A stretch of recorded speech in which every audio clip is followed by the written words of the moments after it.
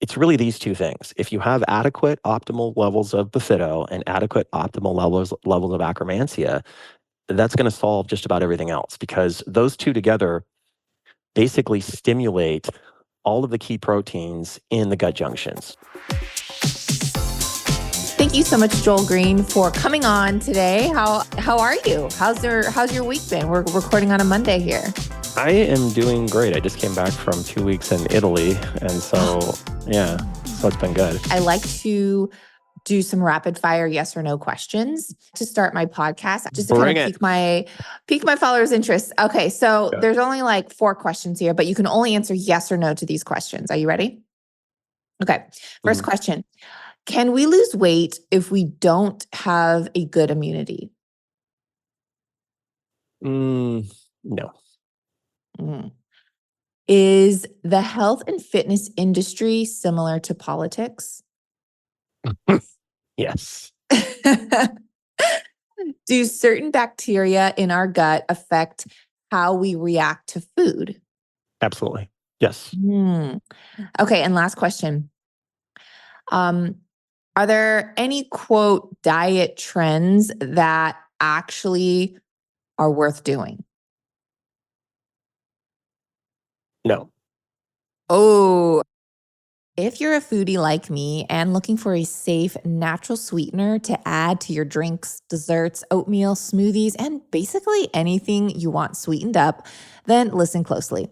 I've got a recommendation that not only will add sweetness to your life, but also add loads of health benefits. Manucora contains powerful nutrients to support immunity and gut health, contains 3 times more antioxidants than your typical sweetener, and also contains a special antibacterial compound called MGO. If you haven't guessed by now, Manucora is a special type of Manuka honey ethically produced by master beekeepers in the remote forests of New Zealand. This honey is rich, creamy, and may just be the most delicious honey you've ever tasted. This isn't just your average honey, though. I mean, we all know that raw honey is great for you, but raw Manuka honey is even better because of the MGO found in Manuka honey specifically. And what I love about the brand Manucora is that they do third-party testing for every single batch, ensuring the potency of the MGO claimed. And they even provide those specific test results on every jar through their QR system. So you can check out the batch you have in your exact hand. That's a pet peeve of mine personally. Like when companies say they do third-party testing, but they only do it once on one batch, only to find out later that the batch you purchased wasn't even tested. But you can be sure Manucora goes the extra step to provide results for every batch on every jar, providing you with the most delicious, antioxidant-rich, and antimicrobial healing honey. This stuff is a game changer and easier than ever to incorporate into your diet.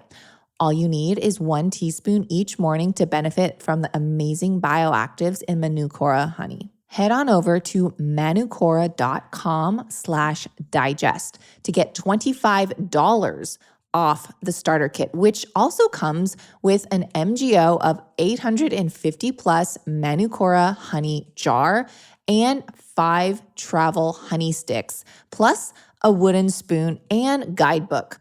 That's Manucora, spelled manucora.com/digest to get $25 off your starter kit. manucora.com/digest. I'm seeing all over Instagram influencers post about how they are stopping Botox and fillers due to the side effects they are having. And I am so thankful I have never once opted to get injections of any kind. However, I still want younger looking skin without the needle and injecting my face with toxins that stay in your body for years and paralyze your muscles. So that's why I am so excited to share about Timeline Nutrition's night cream. This is a product powered by MitoPure, which has been clinically proven to re-energize cells. It's actually been demonstrated that when applied topically, Timeline's breakthrough highly pure urolithin A ingredient supports cellular renewal from within the skin cells for youthful looking skin. This intensely nourishing cream melts into skin and works to seal in moisture while helping to strengthen the skin barrier, increase firmness and elasticity, reduce appearance of fine lines and wrinkles, and improve appearance of tone and texture. 87% of users agreed their skin looked visibly firmer and more lifted. And it's suitable for all skin types, including sensitive skin like mine. Timeline is offering my listeners 10% off your first order of their night cream. Just go to timeline.com/digest. That's timeline.com/digest. Okay, so let's just start first of all with, can you share a little bit about your background, who you are, introduce yourself. And I'd love if you could share a little bit about your faith as someone that is a Christian. And I really appreciate that you're really open about your faith as well, and kind of share about how you grew up. And because from what I know, you grew up Buddhist, right? I did. Yes. Yeah, that's true. Yeah. Yeah, I'll mash it all into one thing. Yeah, so my mom was like a recovering Catholic, Spanish Catholic, like traumatized kind of Catholic.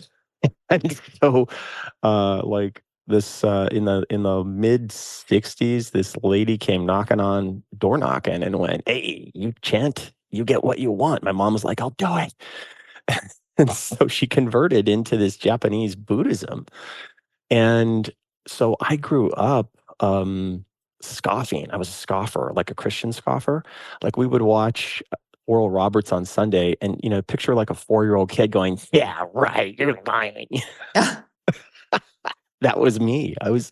So I grew up like a brainwashed atheist. And we were, the interesting thing is that everything that's cool now, which is manifesting and, you put it out into the universe and it comes back and all that, I grew up in that. Like I grew up in that. Like by 1990, that was old to me. I mean, I was so sick of hearing that stuff by the 90s. So we grew up kind of just the weirdos on the block. Like my mom would, always be chanting, and we had a bell and a gong and a scroll and beads, and she'd have, meetings and everybody was chanting and all this stuff. And I grew up in that. And I also kind of grew up fitness fanatic. So I had a single mom. We were poor. So I kind of escaped into fitness and comic books. And so at a young age, I just wanted to look like Superman. You know, I would get up every morning with Jack LaLanne and do his thing. And then I just kind of followed, really the best characterization is I was a consumer. I was the same person that everybody listening to this is, where you're just trying to take information in and make it work. I was that guy just from an early age. So to map the trends out, the first one was the running craze. That one came out in the 70s. And so I was a little kid and I started running around the block, and I noticed after about like a week I had these quads developing, and I was like kind of obsessed with it. I was like, "Oh wow, muscles." Because, in the comic books everybody had muscles. So then I took apart like a hammock and I started like, weightlifting with these steel plates. I'm like in fourth grade. You're in And fourth. fourth grade, yeah, literally. And then I started doing sprints on the blacktop, like in fifth grade, because I was slow and I wanted to be fast. And then I was just lucky enough to go to the high school where Bruce Jenner trained at for the Olympics, and my track coach was his vault coach, and so all these Olympic athletes would train at my high school, and so I was just I was all and skinny. I was like 6'2" at 13 and 160 pounds. So I was like Wow. I was like humiliated by how skinny I was. So I would, I'd wear like I would cover up. And so I wanted to put some muscle on. So I would go to the gym and I would do clean and jerks like hours in the evenings. And I think I probably stunted my growth. I should have been 6'4", 6'5". And I can kind of tell if you look at me, I was like, yeah, your head's a little too big for your body. Your arms are kind of simian, they're long, your legs are short. It's like, I think you stunted your growth with too much weightlifting too early. So I was like one of the early brainwashees of not just fitness, but like the whole sort of kind of recycled Buddhist stuff that is now everywhere. And so I would read magazines, and I just, I was just into sports. And then I kind of got away from everything religion wise about my teens. I just kind of rejected everything. And like I said, we were poor, so I had to go to a junior college first. And what happened was I had been kind of a mediocre student in high school because I had ADHD. It was really tough for me to concentrate. And then in just right as I started college, I kind of figured a few things out about how to focus. And one thing for me that really changed things was I started seeing math as a language.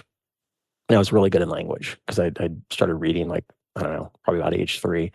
And I started seeing math as a language. And so I went from being like the dumb kid in math to tutoring math, like calculus, like within a year. And at the same time, I had this biology class, and I really liked biology, and I did pretty well. And so I thought, well, I think maybe I want to be a doctor. And so I started going down that road. A few years go by, I wind up at UCI, and I'm really kind of brainwashed. Like my big barrier coming to God was science. Like that was really it for me because I'd been so brainwashed that, in fact, in my junior year in high school, our teacher came out and said, evolution is a fact. We know it. It is absolutely a fact. And there's no discussion, no debate, and I saw that happen in college, and I was just brainwashed. So um, I was an atheist for a long time in my 20s, and then late 20s. I drifted into this church, and I was dating the wrong person at that point in my life, and I was drinking a lot. And a friend of mine said, you need to go to a church. And I was like, I'll give that a try. So I found myself in this church in Orange County, and I had grown up without a father figure. So I really didn't trust the world of men, so to speak. So I was not about this Jesus dude. Like, no way. I was kind of like a toehold in the ground of in my heart. I was like, okay, well, God, I don't know if you're real, but if you are, come in my heart. And I was kind of half serious, half not. And like, bam, bam, bam. All of a sudden, all this stuff changed in my life, and it was absolutely incredible. I mean, all these things happened immediately the second I said that. And it really took me a long time just to get to the starting line, from there. Like, oh, I had said, oh, okay, God, I'm good with you, but I'm not good with this Jesus dude. I'm not good with this Bible stuff. And that took me years, years. And I remember a very distinct event. Oh, and so along the way, um, I was just a consumer, but I was into everything that was coming out. So kind of an interesting history of schlock. Um, So the Weider publications decided to go mainstream in the early 80s, and they decided to mainstream bodybuilding. And at that point, everybody lied. Everybody lied about the drugs. Everybody. So I was just a stupid kid, reading this stuff and thinking, if I just train enough, I can look like that.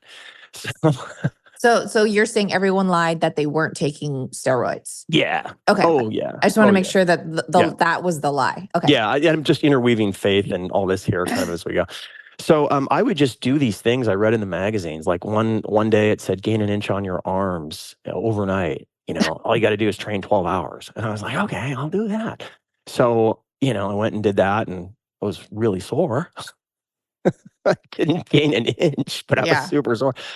And so I found myself as a consumer doing everything that came along right when it first came out. So late 80s, Champion Nutrition came out with MCTs. And they were in these products called metabolic optimizers, which was the forerunners of meal replacements. And so I was living on meal replacements, and it was Uh, these awful, awful proteins. Like, oh, you would take these proteins and have gut distress and just uh, bloating. And like meal replacement drinks, or were they like frozen foods, or what were they? no, they were meal replacement drinks, and it was Okay. before meal replacements. So the first real meal replacement was Metrex. And so I drifted into Metrex right about 92. Oh my gosh. Like Like, 1992? yeah. Because I And feel like, I don't know, I feel like Slim Fast. Was that before Slim Fast? Because I feel like Slim Fast was kind of a meal replacement back in the day. Slim Fast was kind of, so there's two divisions. And I never understood this until late 2000s. There's weight loss and then there's fitness, and they're different. And I never understood why they were different until I started doing corporate wellness, and I had this software, and we had thousands of people coming in, and one day it hit me, and it was like, oh, weight loss is for people who can't work out. Mm. That's what it's because I would do these. I had this. I'm jumping ahead here, but I had this weight loss software based on the microbiome, and we were doing these massive corporate wellness engagements, like City of Phoenix. We'd have 2,000-3,000 people coming through our program, and what you saw was the average person. You saw people who worked at desk jobs and were 40, 50 pounds overweight and had to commute an hour each way every day, and for whom all of this fitness stuff was just nonsense. It was like never going to work. So I'm fast forwarding a little bit, but so kind of mixing a bunch of things in here. What happened was I was kind of in this thing in the 90s of trying everything and doing everything, but I was also in the real world going through my journey of going from my 20s to my 30s to my 40s. And so what happened to me was basically what happens to everybody. And what happened to me was there's a thing in my new book I talk about called first timer syndrome. And it's the first time you ever make a major diet change. It doesn't matter what that change is. It works so well. It's ridiculous. It works incredibly well. And so you think it's the thing. It's the fact your body's new and fresh to weight loss. So, and there's all kinds of technical explanations for that, but the simple explanation really is the best one.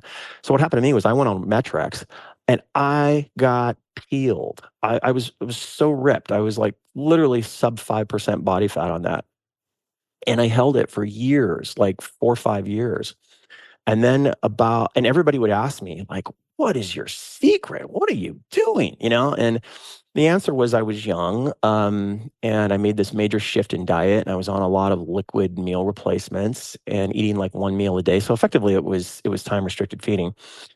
So then I ran into this other concept that's in my new book called the time inversion effect.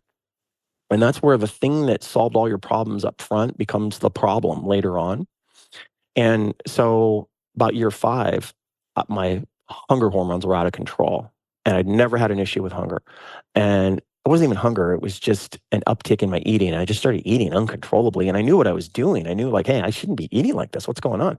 So I didn't know anything at that point. I didn't know about all of the stuff I've written about over the last many years. But that's what happened to me.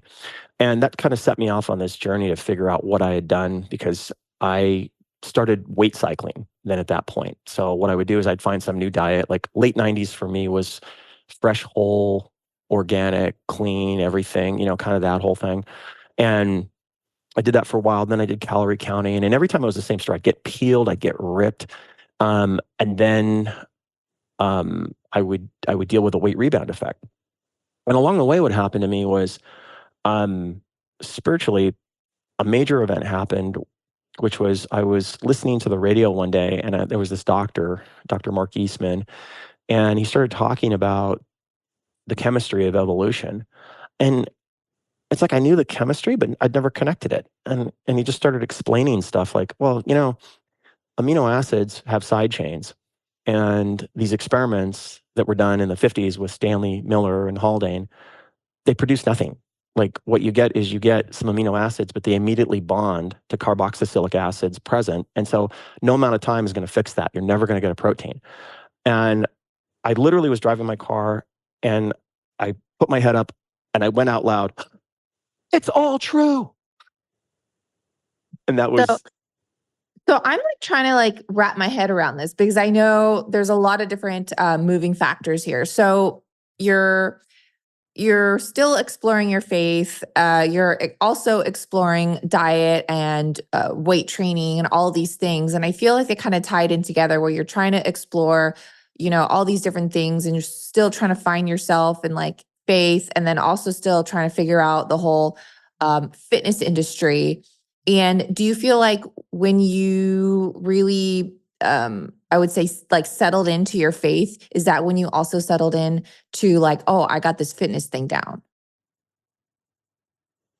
hmm, I No, no. I mean, what really changed for me was reading the Bible.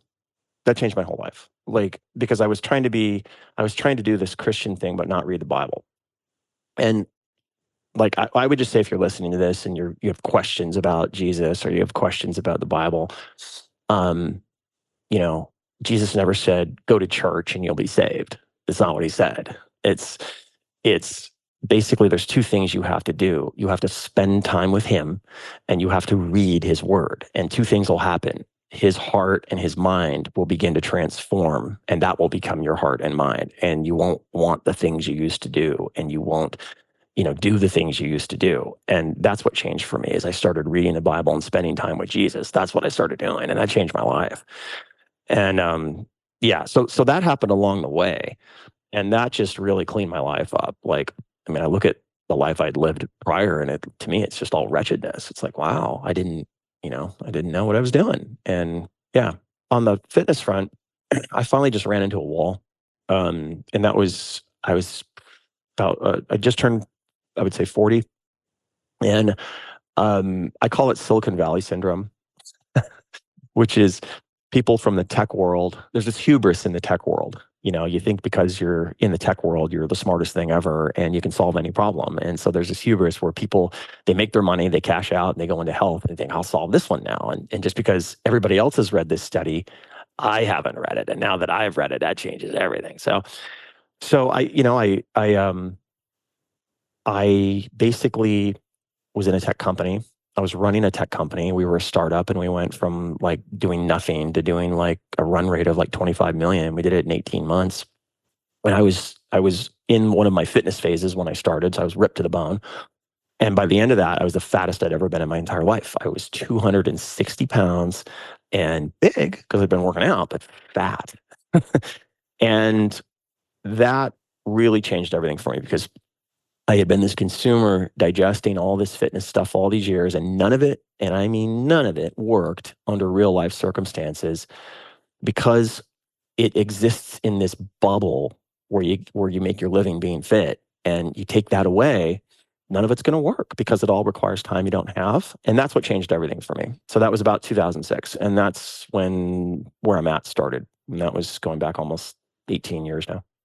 Yeah. Well, I mean, in the rapid fire questions, I had asked if the health and fitness industry is similar to politics, and you said yes. Yeah. And I laugh at that because I do see a similarity there because I see it within my own, circle, and I'm sure you do too, where I feel like so many people are being lied to. I was lied to, and that's what really caused a lot of my gut issues was I was taking these so-called things that were good for you, and it was supposed to be like, high protein this, sugar-free that, but it was just filled with chemicals.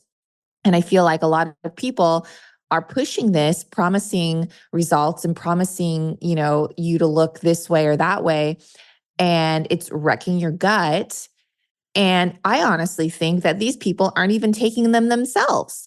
I mean, it's almost like people saying, take this collagen supplement, you're going to look great, but behind the scenes they're doing injections and, fillers and all these things when they don't say that. So in your case, I feel like perhaps too that you were just lied to, and you kind of fell into that trap that I feel like we all fall into at one point in our lives, whether it's intense or not super intense. But um, you know, kind of just brings me all in to maybe my next question is, what is the biggest misconception you've seen when it comes to fitness and weight loss? Like, what is like the big thing that everyone is pushing that is just a huge misconception?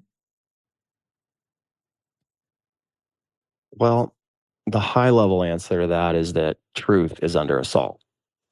That's the high level answer. And that's a bigger problem. Um, I actually wrote a few chapters in the new book about this, but it really just dovetails into what you're saying, which is everybody's searching for what's true, but trying to find what's true. And to your point, you have to wade through all this deception. So the misconception is that the misconception is that most of what you're hearing comes from people that know what they're talking about. And I'm just speaking as a consumer. I don't think of myself as anything more than that. I've never made any claims to be anything more than a consumer. I'm just a consumer who did so much damage to my body by listening to this stuff that I just kind of hit the wall and then started to be real critical of things. And what I discovered in my journey was most of these people didn't know what they were talking about. They sounded like they knew what they were talking about until you knew the same stuff, and then they didn't. And so that's the biggest misconception, is that most of these people, and I'm not trying to single anybody out in specifically here. I'm just saying as a whole, and I'm only speaking from experience. I mean, the issues that I had dealing with weight cycling came from taking a product that was supposed to solve the problem, and instead what it did was it created a long-term problem that took me years and years and years to fix. And I think that story is pretty common. Yeah, very, very common for sure.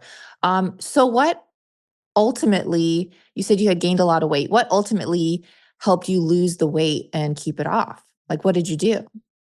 So about 2006, I left my tech job and I wanted to focus full time on this stuff. And I was just trying to produce good content. I was just trying to make truthful content. And so I had time. And in my experience, what I had figured out was that it's probably better not to diet, just eat normally and try and exercise a ton. And so I was going down that road. And after about a year, I'd come down from 260 to about 229. And then the thing that really did it for me was I was publishing some articles on the microbiome, and there was nothing. There were no good. There was nothing on that subject at this time, and I was publishing some articles based on a research paper published in 2006 that really looked at the connection between weight and the microbiome, and that led to some experimentation.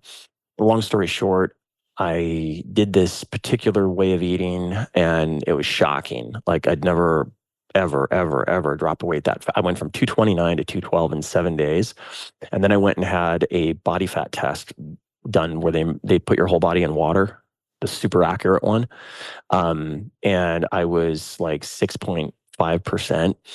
And even just recently, there's some fitness guys I'm friends with. Mark Bell was one, and he was like, "I don't believe it." I'm like, "Okay." I called the place up and said, "Hey, I was at your place here. Do you have that?" And they're like, "Yeah, yeah, no problem." They sent me the PDF. I sent it to them, and it was basically I just I had just altered the microbiome so dramatically that the effects within a week were impossible to miss. Basically, like the number one thing, like the thing everybody will talk about is that your poop doesn't smell. It goes from what you think poop smells like to smelling like kind of menthol. And that's a telltale sign that the microbiome has shifted. So that really changed things for me. I just kind of at that point was off on the microbiome trail. And so there was I was pretty high up. If you did a search for weight loss back then, I was like usually number two behind WebMD. And I was trying to produce all these articles based on healthy long-term longevity. And I just found nobody cared. I found that basically everybody just wanted to lose that 10 pounds. So I was just like, okay, I'll make a software that does that. And so I went off on this venture making a software, which in hindsight, never make a software unless you have $20 million ever. Noted. Yeah. So I created this software and I had all these protocols in it that were basically to shift the microbiome and a lot of GLP-1 stuff too. It was years ahead of its time. And it became a corporate wellness software. So where I got really lucky was our first client was a major hospital, in fact, a big chain in Pennsylvania.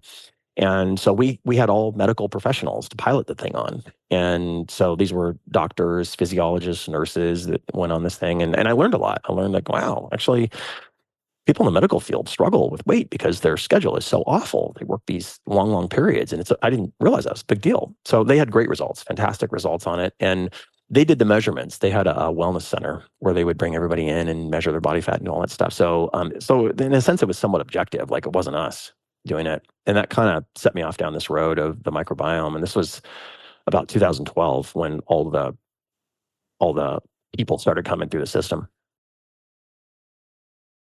All right, you guys. So I have been making these special gummies and I have to give you the recipe. So get a pen and write this down. These gummies are so addicting, and all you need are three main ingredients. They're not only good for the gut, but they can also help aid in hair growth, immune function, skin health, and they taste like a creamy ice cream pop you literally can just pop in your mouth. And all this is from the colostrum I add.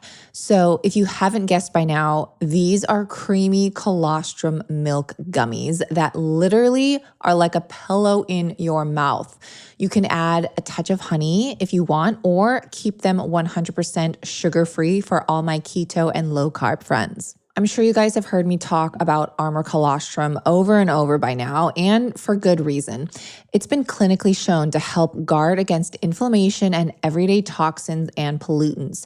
Colostrum intake has also been linked to fewer respiratory tract and GI infections in children and adults. In fact, there are over 5,000 published studies documenting the benefits of colostrum and its ability to optimize health from when we are born all the way through our elder years. But Armor Colostrum is different from others on the market, and it's something I started taking back in March 2023, long before all the hype. They use a proprietary cold chain biopotent technology that distills over 200 functional nutrients, guaranteeing the highest bioactive integrity and bioavailability. Another thing I personally love about this company is that they only use the excess colostrum from grass-fed, pasture-raised, happy cows that are no longer needing it to supply their young. So you know you're not taking away from animals that need it. Only the surplus colostrum is used, and Armra makes sure they are getting only the best from healthy USA cows from family farms. Okay, so here's the creamy colostrum gummy recipe. Just get 2 tablespoons of grass-fed gelatin, 1 cup of your milk of choice, dairy or non-dairy, 1 tablespoon of honey, which is optional, and 1 tablespoon of Armra Colostrum's unflavored grass-fed colostrum. And you can save 20% if you use code DIGEST at checkout on their website. It's tryarmra.com. Again, that's code DIGEST, and that will save you 20%. So what you're going to do with the ingredients is first you're going to pour the milk into a small saucepan, sprinkle the gelatin over the top and allow it to bloom for 5 minutes. If you're using honey, you're going to add that now, and then you're also going to add Armra Colostrum to the pan. You're going to bring it to a medium heat while whisking. Just be sure not to boil it, just a medium heat. Now, once the milk is slightly warmed and everything is dissolved, just remove the pan from the heat and pour into any mold of choice or a glass dish. Then place the dish or the molds into the fridge for at least 2 hours or until set. Once set, just pop the gummies out into an airtight container, and then you're just going to return to the fridge to store it. If you are using one large dish, then you can cut them into squares or whatever shape you prefer. If you haven't tried Armor Colostrum by now, here's your chance. You can save 20%. Just go to tryarmra.com and use code DIGEST to receive a special discount for my podcast listeners. That's tryarmra.com and use code DIGEST. Again, that's tryarmra.com and use code DIGEST at checkout. Okay, you guys, listen up. If you have the following symptoms, such as constipation or diarrhea, anxiety, sugar or alcohol cravings, poor immune system, compulsive or disordered eating, low muscle mass, poor wound healing, slow recovery after workouts, heartburn or acid reflux, or digestive issues like colitis, IBS, diverticulitis, Crohn's, celiac disease, or symptoms from food sensitivities, taking L-glutamine could be beneficial. L-glutamine is one of the most important nutrients for a healthy digestive tract because of its ability to maintain the integrity of the intestinal wall. This amino acid, which is the most abundant amino acid in our body, helps heal all human tissues, especially those irritated tissues in the digestive tract. It's also been known as the calming amino acid since it's very effective at reducing anxiety, as well as sugar and alcohol cravings. Even progressive addiction treatment centers will use it to help reduce cravings. Plus, get this, you guys, in a 2011 study published in the Yonsei Medical Journal found that glutamine supports the immune system, and it's especially beneficial for patients in the hospital and those fighting viruses or overwhelming infections. Your entire immune system is protected from the toxic environment by your gut barrier. And if that barrier gets damaged, you will get sick and create an overactive immune system, producing inflammation throughout the body. Thankfully, a damaged gut lining can be reversed and can be accomplished by getting enough gut healing nutrients such as L-glutamine. Clinically, medical professionals have found this to be true with their clients, and I myself have experienced the benefits. That's why I created my very own L-glutamine powder under Bethany's Pantry. This powder is pure without any additives, fillers, flavorings, gums, or unnecessary ingredients. The ingredients are literally just one: L-glutamine. It's vegan, paleo, keto, and tasteless. So you can literally just add it to a glass of water, stir for 5 seconds, and sip without tasting anything. This amino acid also works well in smoothies, mixed in yogurt. I've even added it to my guacamole. It dissolves instantly and you can't even tell it's there. And your body will thank you from all the benefits you're giving it to fully heal in the area you need healing, or just boosting your immune system in prep for the upcoming flu season. Guys, I am so proud to finally offer a clean L-glutamine powder I can fully recommend. If you want a bag, just go to newzest-usa.com/Bethany's Pantry, where you'll find this plus all my other Bethany's Pantry items. Again, go to newzest-usa.com/Bethany's Pantry. That's nuzest-usa.com/Bethany's Pantry. I'll also leave that link in today's show notes. I want to ask about the microbiome. So you're saying that if you have a disrupted microbiome, it is almost impossible, not maybe impossible to lose weight, but it makes a drastic difference if your microbiome is in check to lose weight faster than if it's kind of a wreck, correct? Well, the number one thing that's going to happen is typically with let's use the word dysbiotic, but you don't have to necessarily be dysbiotic. You just have to have a less than optimal, what's called enterotype. So enterotype is a sort of a profile, and everybody's got one.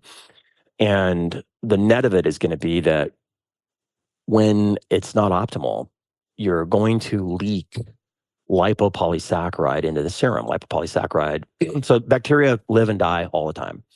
And when you have kind of a suboptimal enterotype, the ones that are dying, they're as their cell wall breaks apart, that's a toxin. That's peptidoglycan, that's lipopolysaccharide. Those are toxins.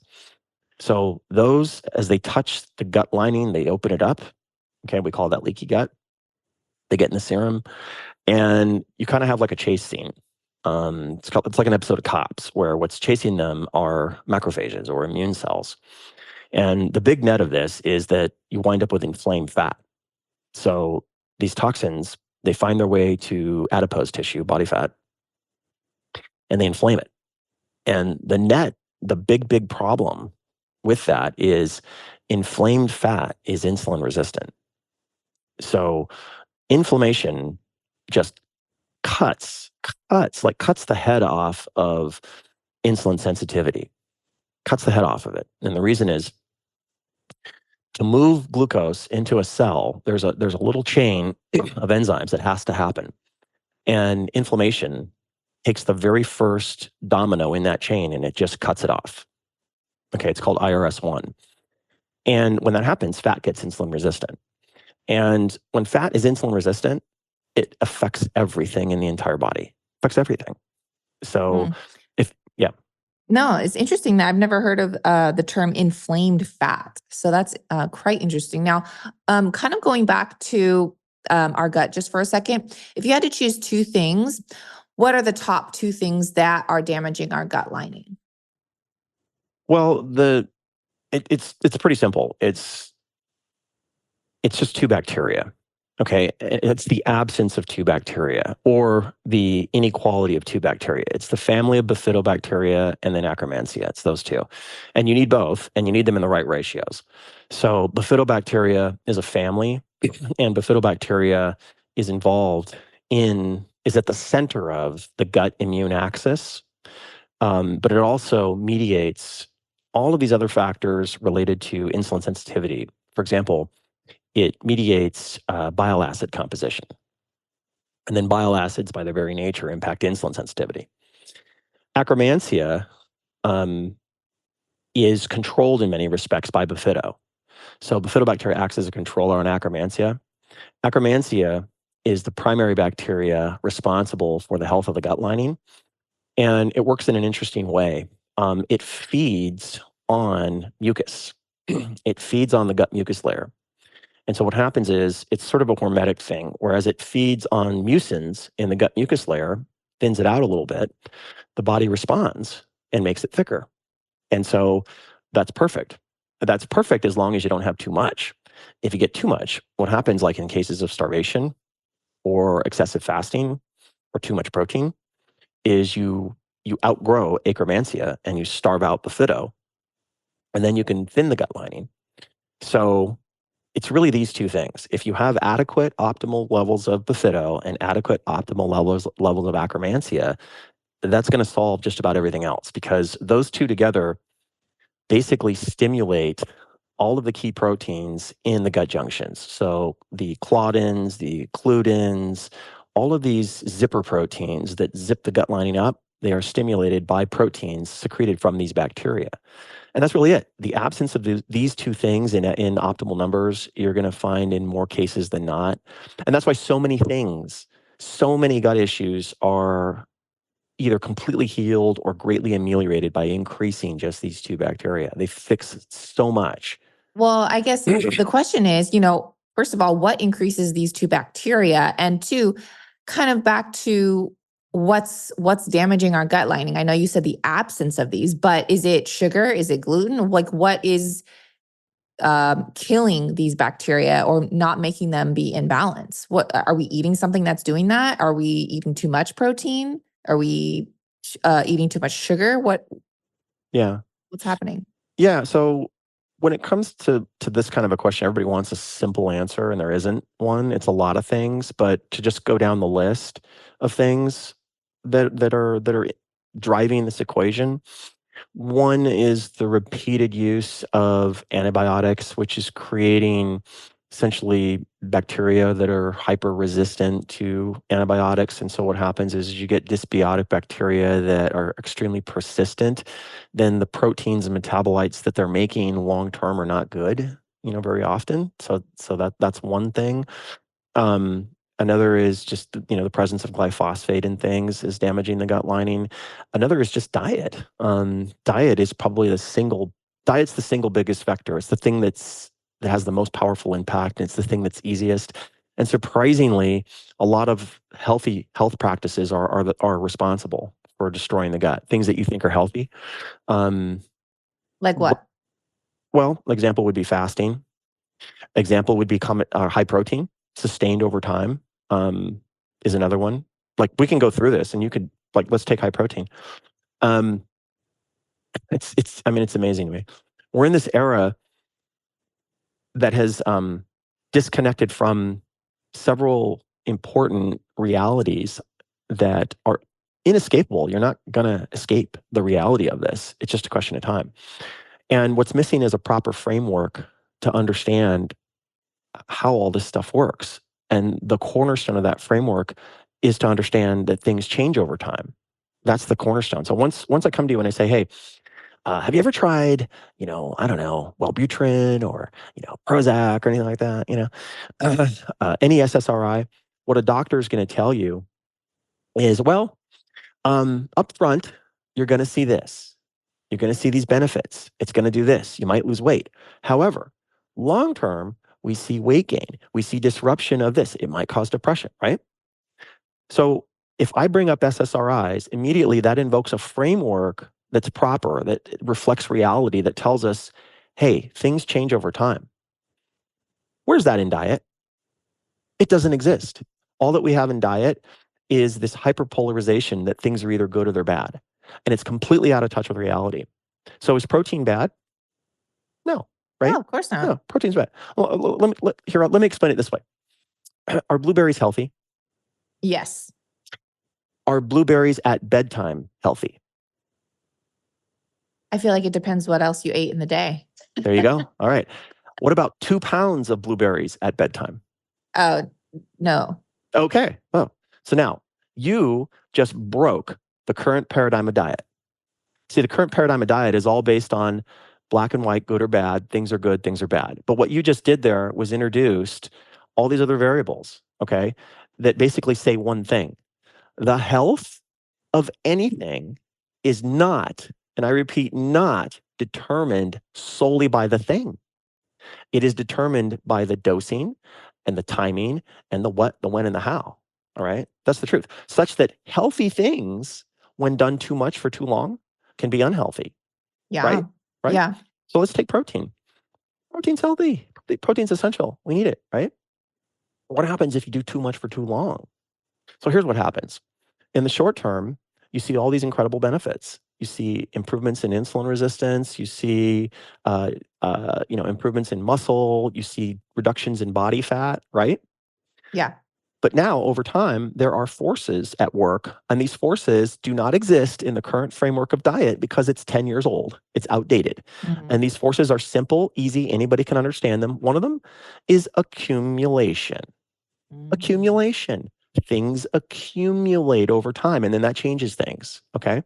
Another is degradation. You can do something too much for too long, and something wears out, right? So let's take that and apply that to protein. So high protein, it's good. You're going to see tons of research. Improves insulin sensitivity, drops body fat, low carb, high protein, works great, right? Well, we just keep the clock going, and then things start to happen. What's happening? Number one, you're suppressing bifidobacteria long term. You're starving it out. So now what you're doing is you're shifting the ratio of bifidobacteria to Akkermansia. You're getting more Akkermansia, less bifidobacteria. And you're shifting the gut taxa. So you've stopped feeding uh, bacteria that make butyrate via fibers, and now you're feeding bacteria that make butyrate via amino acids. You're changing the whole equation by doing that, because those butyrate producing bacteria that make butyrate from fiber, your end products are antioxidants and then the perfect ratios of the short chain fatty acids. So you're going to get moderate acetate, a lot of butyrate, moderate propionate. Okay. You shift to amino fermenters, changing the equation. Now you're going to get ammonia as your end product, okay? And you lose what's called a salvage cycle, where butyrate is acetate is salvaged back to make butyrate. Now you're going to get more propionate, less butyrate, moderate acetate, less antioxidants, higher ammonia. Okay, so what's happening over time? You're feeding bacteria that ferment aminos. Some of those are pathogenic. One of them is called one of them is called, oh boy, what am I blanking on? Fusobacteria nucleatum. Okay. Known cancer promoter. Known cancer promoter. Okay. So you're starving out bifido, you're feeding pathogenic bacteria. What starts to happen? I mean, all you got to do is go to Reddit, type in carnivore diet, gut distress, or long term, and you see, testimonial after testimonial. Yeah, carnivore wrecked my gut. Why? I thought it helped everything. It did help everything up front, but long term, accumulation of the wrong bacteria and ammonia, degradation of the gut lining, wiped it out, right? Yeah, well, and that's interesting because you had mentioned something earlier about, I think you said like new diet syndrome or something like that, where, I mean, I'm just taking carnivore as an example, but it could be like veganism too. Like people see Totally. great results when they go vegan, and they lose weight, their skin clears up, like whatever happens. And then after time, you hear about these people and they're like, I couldn't do it anymore. I had to eat meat again. And then again, like I've seen a lot of people, they've gone on carnivore and now they're like starting to eat more fruit and they're starting to implement other foods. And I mean, we could do this with basically any diet, right? Mhm. And Yep. Yep. they do it because they, at the very beginning, it's new to their body. Maybe they are starving off some bad bacteria and they feel great. So short term, they feel great. Well, then they think, well, long term, what's going to harm it? If I feel great in the short term, I'm going to feel even better long term. And I do think that there is a time and a place for certain diets for, like, again, if you have to starve off candida or if you have to do certain things to reduce inflammation. But as you were saying, long term, it can then start to have some detrimental effects. And I think that is very much overlooked for people, starting a new regimen because it's new to their body and they feel great doing it. Once we just slot in this framework for time that I'm talking about here, it's like everything changes. It's like putting on these glasses and suddenly you see everything clearly and it explains everything. So in my new book, I talk about a vegan influencer who went on a vegan diet, all these massively great changes, amazing, went online, became a big influencer, talking about the benefits of veganism. She's dead. She's dead Mm, now. And it was her diet that did her in. So it was the long term. So here's what we're talking, same thing, all these benefits up front, but oh my gosh, what happened over time? The benefits became negatives. So this needs to become the standard framework by which everybody interprets and understands how anything's going to work diet wise, in that usually up front, it doesn't matter what the diet is, the body's going to have a massive reaction in a positive way just because it's a giant shift, it's a giant change. And usually it's the opposite of what you've been doing. It's very similar to training. Like if you've just been training the same muscles the same way for years and years and years, and mhm, then you start to just train completely differently, all of a sudden you start to respond, and you think it's because I switched from this to that. No, it's because you're just doing something different. mhm, mhm. Yeah. But what happens is, if you, let's say it was CrossFit, I switched and I started doing CrossFit. I'm in the best shape of my life, blah, blah, blah. Well, then you check back 10 years later, it's like, oh yeah, I've injured my back. I've done this, I've done that. So this framework of time, I call it the time inversion effect, where there's a benefits phase, kind of a middle phase, and then a negatives phase. Once you get it, it explains everything. And then along with that is a concept of titration, in that you'll see very often when people have gut issues, they'll try something new and they'll have a bad reaction and they'll go, well, that didn't work for me. And the issue was not that that food couldn't work for you, because I'll go on record here. The only thing that's going to work long term, the only thing that's going to work is a nutrient dense, diverse diet. That's the answer. A healthy, balanced diet where you have variety in the diet, because variety is nature's defense mechanism. Variety is the thing that keeps you from getting too much of anything. So you'll see people that try something and it doesn't work. And the answer was not that the thing was bad, it's that you did too much too soon. It was the dose. There's a thing called oral immunotherapy, where you can titrate people out of all kinds of allergies by microdosing tiny, tiny amounts of the thing that they're allergic to. And then you just slowly, slowly, slowly over time give the body a chance to build up a digestive platform for it, or a defense to it. And boom, longstanding issues go away. And so this framework, where we incorporate time and we incorporate this concept called titration, it'll change everything. Once the average consumer gets it, once you get these concepts, because it explains what's going on. Yeah, no, I can attest to that too. When I actually went off dairy, this was like, I don't know, 15 years ago.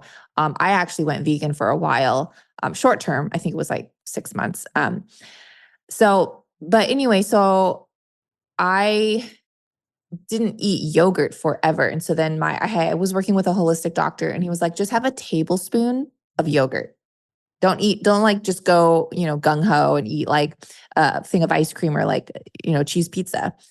Um, and So I had a thing of yogurt, or excuse me, a tablespoon of yogurt, and I would do that like little bits, little bits, little bits. Now I probably eat too much yogurt now, but now I'm like a yogurt fiend. I love it, and I have no issues with it. Um, to that point is, yeah, your body does have to adjust, just like with anything. If you don't eat something for a really long time, and then you eat a big hunk of it, you're probably not going to react to it.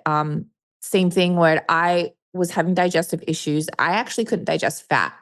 Avocado, I'm trying to think what else, like any even healthy fats like olive oil, avocado was big. Oh, nut butters, I couldn't. But then I would eat just like a little like sliver of avocado. And I was like, okay, I could do that. So then over time, again, now I could eat, an entire avocado. But to your point, your body does have to adjust like a baby, basically. You're not going to just feed a baby, one dose of something. Now, I do have a question just because it was kind of actually piqued my interest. And I've heard about this theory, and it's regarding blue light. Can blue light essentially cause weight gain? Um, mm, well, you have blue light during the day. Okay, so daylight is blue light, and it's part of that spectrum of. I think so. This is something that's overplayed. This is one of those things that gets into saying novel things that sound interesting that are not the greater truth. Okay, the greater truth is so it's true. Like diurnal cycles matter, and light and all that matters, but it doesn't matter to the degree that a lot of people would like it to. And it's just novel and it builds a following, it's a deception. I mean, that's the truth to say that. I mean, because if that was true, then you could eat anything you want and just optimize your light and you'd never gain weight. But that's not true. Everybody knows that's not true. So the elements where you see weight gain in blue light just really have to do with, nighttime light exposure. That's really where you have it out of context. But what I mean, it gets into some really interesting stuff in terms of like you need blue light during the day. And in fact, like I see a lot of people wearing blue blockers during the day, which is the stupidest thing you could do because blue light controls your circadian Circadian rhythm. it controls your onset of sleep. So when you're wearing blue blockers during the day, you're pushing back sleep onset. And it's like how do you guys not know this? I mean, this blows my mind. Like um so the answer to that is yes, it's a component. But it's part of the bigger picture, which is there's just one word. It's civilization. That's the answer. Okay. In other words, what's the thing that's driving weight? It's civilization. And there's 100 things in civilization. And what's this whole biohacking thing about? It's about reconnecting to the rhythms of nature that we've been disconnected from by this bubble of civilization. That's what it's all about. And when you look at those rhythms, the ones that everybody kind of is getting into now, which is, oh yeah, light and dark. Yeah, oh gosh, civilization. Yeah, it disconnects us from light and dark. So I gotta wear these blue blockers at night, and then I gotta get sun exposure during the day and reconnect to that rhythm. And then it's hot and cold. Well, then I got a cold plunge to reconnect to cold, and I gotta get in the sauna to reconnect to hot because my air conditioning keeps me perfect. But the most important rhythm of all, if you think about it, is dietary. And it's completely unaccounted for. Completely. So think about this. In nature, what is the singular focus of everything that lives? Getting food. Getting food. Everything that lives is obsessed with getting. It spends its whole day or whatever its waking period, and that's true of bugs. It's true of mammals. The whole day is about getting food, right? It's the single biggest driving impetus in nature. And it turns out that there is a natural rhythm of eating that nature will produce every time. It's repeatable, it's consistent, and it's provable to anybody that wants to look at it. And civilization has disconnected us from that rhythm. And in fact, modern healthy diets disconnect us even further from that rhythm. And it's super easy to identify. Like the thing I like to really say about this is you don't need to be an expert. You don't need to know anything. You just need to have some basic sense, and you can see this is true. Okay. And it's this: the driving force of nature's dietary rhythms is one thing and one thing only: scarcity. Scarcity. Because the thing that disconnects us from scarcity is the refrigerator. Okay. The refrigerator breaks scarcity. You don't have scarcity. But when you're in nature, and you can prove this, you can take a survival course, you can watch Alone or Naked and Afraid, and you're going to see the exact same pattern every single time, which is it doesn't matter what you think your diet is. You're going to start off looking for some kind of animal protein, some kind of game like fish or, deer or something. You're going to try and get that. And along the way, you're going to go hungry and you're going to forage. And so this rhythm we see is hunger, i.e., fasting, in nature is always, always, always connected to foraging. What's foraging? Foraging is eating foods that are of lesser preference. Okay. Like what's that? Well, that's mushrooms, roots, leafy greens, maybe get lucky. There's some berries, some fruit. Okay. But that's generally foraging. And it always goes together with going hungry, always in nature. You can watch these shows and see it. I watched 5 seasons of Alone in preparing for my last book. And what you see is the same pattern. You see, even people who are really good hunters, it's hard. It's not easy to catch game. So they forage and they're hungry when they're foraging. So what's interesting is the byproduct of scarcity is dietary diversity. Scarcity forces diversity into the diet, forces it. Like it's not a choice. It's not like, oh, today I'm going to do my 6 and 4 fast. And, it's not that. It's you're going to eat anything you can. You're going to be hungry while you're doing it. And what you're going to eat are foods of lesser preference. That's nature's rhythm. Nature's rhythm is you find scarcity in foraging. Scarcity forces diversity into the diet. So fasting and foraging always go together. And then that leads to feasting. And then Well, go ahead. go ahead. In today's society, no one does that anymore because everyone has.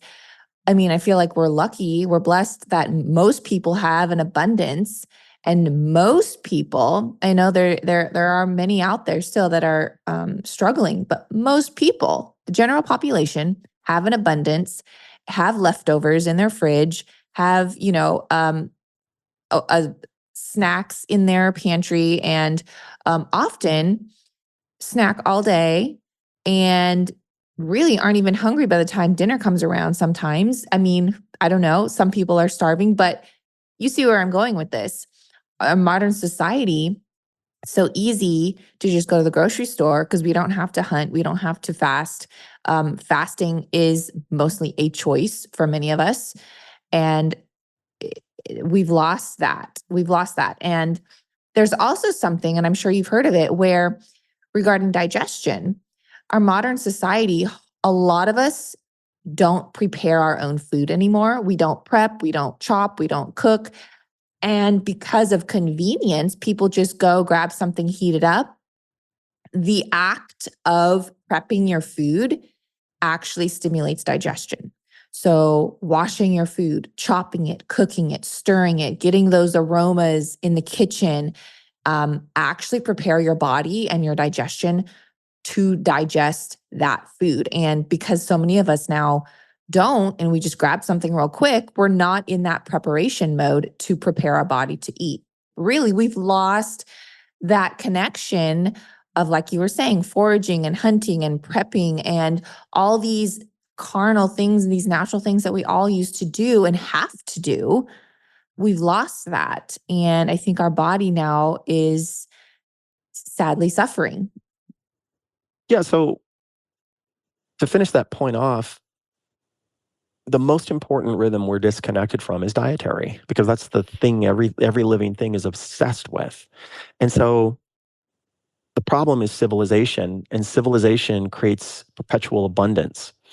Something I talk about in my new book is the 4 rhythms of nature, the 4 feeding rhythms, and you can identify them. They're easy to understand. One is going hungry. Okay, in nature you go hungry. We call that fasting now, but it's always been there. It's going hungry. Another is foraging. and just foraging is, you're getting little amounts of things that, maybe not your first pick, but you're eating something.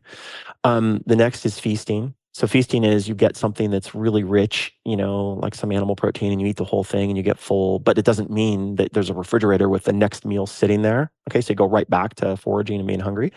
And then the next is a season of abundance. Okay.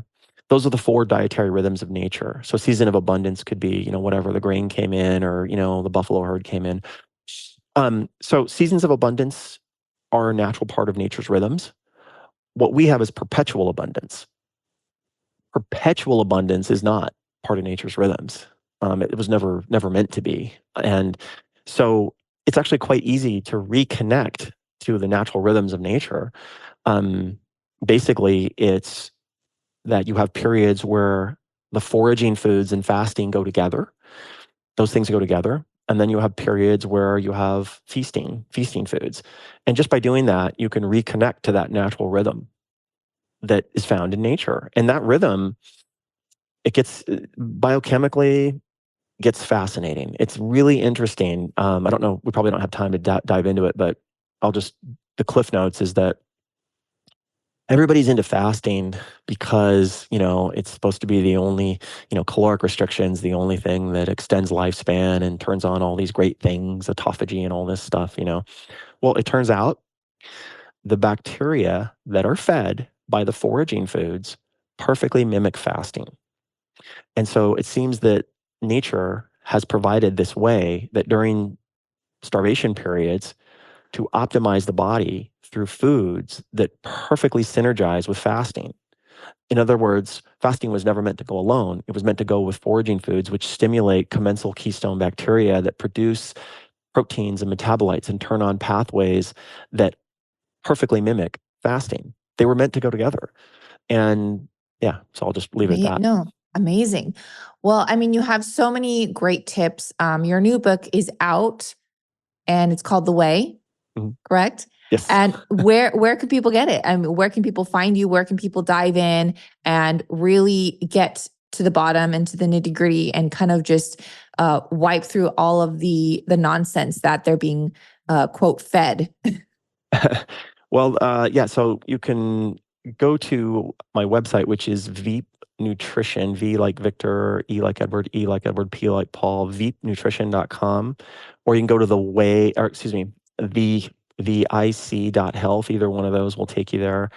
And my Instagram is a great place. If you go to my Instagram, which is Real Joel Greene, in my bio, there's a link, and I have a free content section that I've spent quite a few years putting together, tons and tons and tons of free content, including the gut reset that I've developed for my first book. And I've got a podcast coming out with Ben Greenfield here shortly. I will have The Way on Amazon by the time that comes out, so you'll be able to get it on Amazon as well. Awesome. Well, I'll be sure to put those links in today's show notes so people can go there and just easily find a way to connect with you and easily find your book so that they can get that as well. And thank you so much, Joel, for coming on today. Yeah, thank you. Thank you for having me. This was great. Thanks for listening to this episode of Digest This. If you enjoyed this episode, please leave a review in your podcast app to let us know.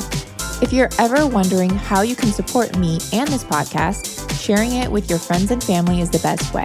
This is a Resonant Media production produced by Drake Peterson and edited by Mike Fry. To email the show, message us at digestthispod@gmail.com. See you next time. The content of this show is for educational and informational purposes only.